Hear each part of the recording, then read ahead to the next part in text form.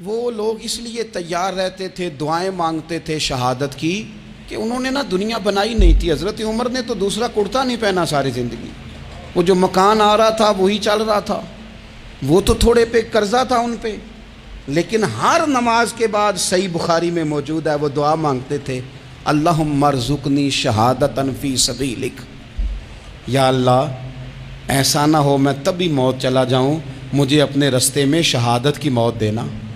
ہر نماز کے بعد دعا مانگی جا رہی، لیکن شہادت والی موت کی نہیں، شہادت والی موت، اللہم ارزقنی شہادتا فی سبیلک۔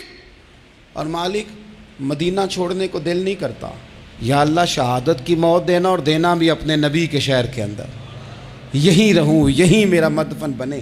اللہ نے انہیں موقع دیا۔ آپ دیکھیں نا، ان لوگوں کا دل کرتا تھا۔ حضرت خالد بن ولید رضی اللہ تعالیٰ عنہ ساری زندگی میدان میں گزاری، پورے جسم میں 1 انچ جگہ باقی نہیں تھی جہاں زخم نہ ہو، ساری زندگی میدان میں رہے، لیکن آخری وقت روتے تھے، فرماتے تھے اس کی بے نیازی دیکھو، میں شہادت کے لیے میدان میں رہا لیکن شہادت میرا مقدر ہی نہیں تھی۔ اور پھر آخری وقت بھی فرمایا میرا گھوڑا، میرے کپڑے، میری زرہ، میری تلوار یہ کسی مجاہد کو دے دینا، چلو میں اب جہاد میں نہیں ہوں تو میرا سامان تو جہاد میں رہے، کسی مجاہد کو دینا۔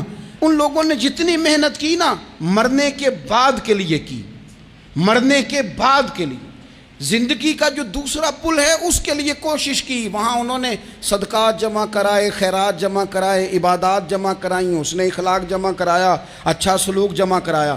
انہوں نے آخرت کے بینک میں ڈھیروں مال جمع کرایا، وہاں ان کے مکان بک ہوئے، جنت میں ان کے نام کی بڑی بڑی جگہیں اللہ تبارک و تعالیٰ کے فضل سے طے کی گئیں۔